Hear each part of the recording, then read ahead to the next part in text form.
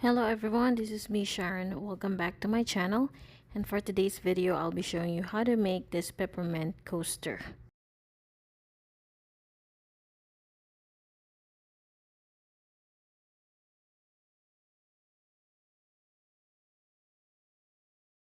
So para sa project na to, I will be using white and red in the fill 4-ply yarn, and then use 3.25mm crochet hook. And then you can also use green and white instead. Tapos, the first thing is make a slip knot, and then we're going to chain 4. So, para sa mga ayaw na magic ring, pwede to. Tapos, on the 4th chain, doon tayo mag-work ng 12 double crochets. So, ito bali yung pinaka first round. So, sa mga beginners dyan at mag-try kayo ng in the fill 4-ply yarn, medyo challenging kasi madalas sumasabit siya. Pero pag nakuha mo na yung right tension para sa'yo, then it will be smooth gamitin. Yan. Sa una lang naman medyo challenging kasi nga untwisted siya. Tapos kapag medyo maliit pa yung hook na gamit mo, sumasabit ng konti. Sa round na to, hindi kasama yung chain 3. So mag slip stitch tayo dun sa first double crochet made. So ang total of stitches around should be 12 double crochet. And then mag-switch tayo to color red. So ang gagawin natin dito is i-chain 1 natin and then fasten off.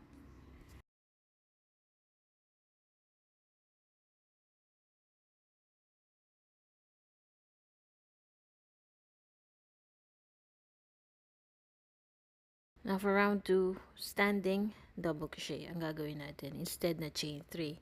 So maganda din ito para hindi makita yung join natin for every round. So after ng standing double crochet, 1 double crochet into the same stitch, bale 2 double crochet into every stitch around. Sa mga curious malaman, ang Indofill 4-ply is 100% acrylic at maraming ganito sa Baguio City Hunger Market. So if you have time, you can go up to Baguio. Tapos doon ka mamili para mas mura. Pero mayroon din na may bili sa mga online stores. Kaya lang medyo may kamahalan na siya. And of course, you have to pay shipping fee for that. So repeat lang natin to until we get back around. So dapat sa last stitch, of course, 2 double crochet. And dapat 24 double crochets in total. So we end the round by working a slip stitch on top of the first double crochet. Yun yung standing double crochet natin. Doon tayo mag slip stitch. And then since magpapalit tayo ng color, after slip stitching, we're going to chain 1, then fasten off. So ang next na color naman natin is yung white. Balik tayo dun sa white kung saan tayo nag-umpisa ng ating first round. So, ganun pa rin, we're gonna do the standing double crochet into any stitch around. Tapos, after that, 1 standing crochet, we're going to work an increase. Ang increase naman is going to be into every second stitch around. So, yun ang sequence ng stitches na gagawin natin for this round. And we should end up with working 2 double crochets into the very last stitch once we get back around. So by the way, this is a Christmas coaster, and you can adjust the size that you want. Usually the standard size for a coaster is 4 inches. It's around 4 inches, but if you want to make it bigger or if you want to turn them into a placemat, then it's up to you. So we're now into the very last stitch, and we're going to place our 2 double crochet. Tapos, as always, we're going to work a slip stitch on top of the first double crochet made, which is the first standing double crochet. And then since we're changing color, we're gonna chain 1 and fasten off.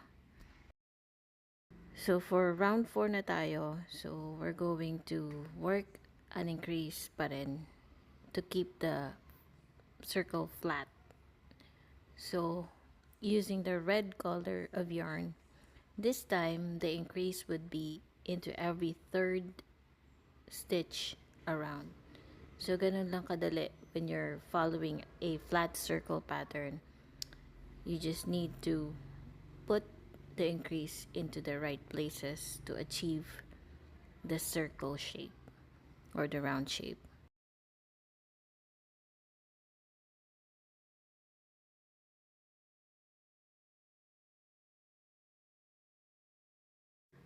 Once we get back around, dapat ang last stitch natin is yung increase or 2 double crochet.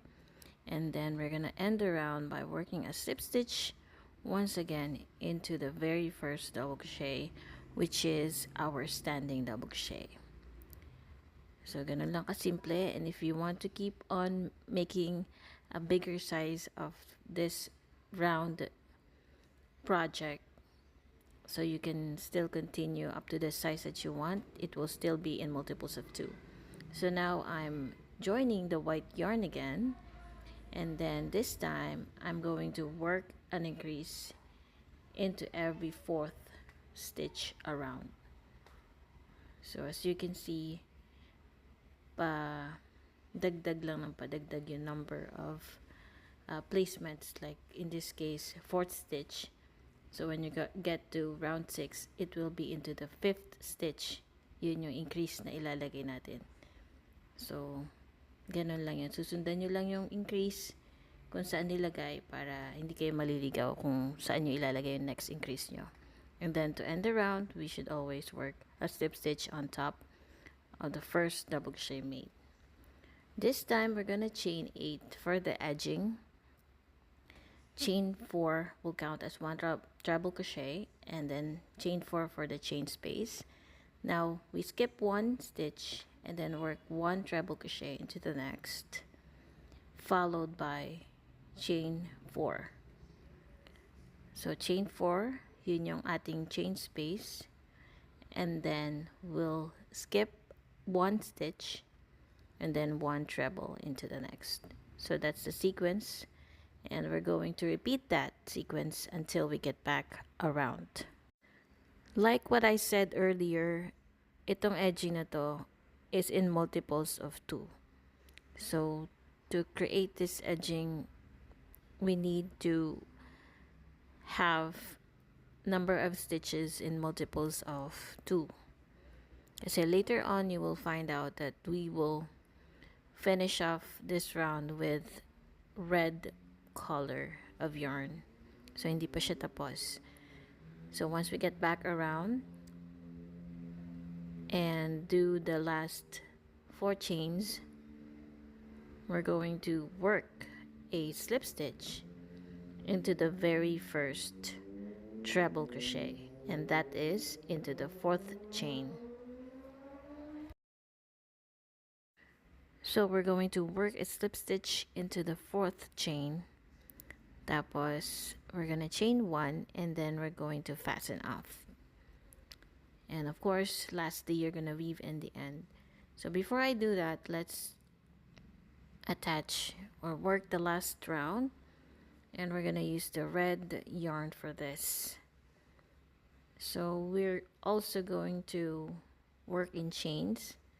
So into any stitch around, we're gonna chain 4 and then 4 more for the chain space, and then we're going to reinsert the hook into the next, and then into the skip stitch we're going to work a treble crochet.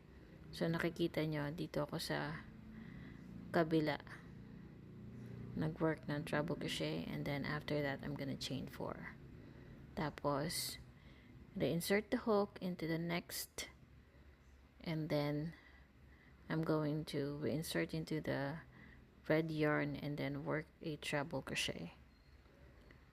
So medyo tricky siya sa una, nakakalito, but once you get used to it, it's an amazing stitch. So all you need is in multiples of 2 to create this edging. It doesn't matter what the size is for the base, you will still end up with a number of stitches in multiples of 2 if you started with 6 double crochets in round, whether 12 or 24, because it will still be in multiples of 2. Kung gagawa kayo ng placemat, syempre mas malaki siya kaysa dito sa coaster and you will need a few more rounds. Ganun pa rin, you'll still gonna end up with total number of stitches in multiples of 2 for as long as you're following the right placements of the increase. And then also you can turn this one into a hat. So yun ang maganda when you're learning your flat circle pattern kasi marami kayong pwedeng gawing project aside from working in rounds. And then after this, we're pretty much done. Ganun lang siya kasimple, and you can make this one in just about less than an hour. So once you get back around, you're gonna work a slip stitch pero dito sa ilalim ng white yarn. So we're gonna work a slip stitch into the chain 4, and after that we're going to chain 1 and then fasten off. Do not forget to weave in all ends. Yan, ganun lang siya. You can also use green and white. That's also a good combination. Pang Christmas yung dating niya. And then we're just gonna weave in all ends. And then we're done.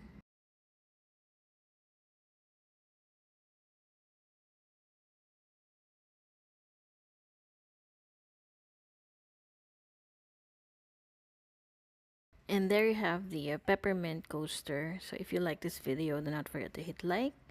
Comment down for requests that you would like to see on my channel. And I'll see you in my next video. Bye!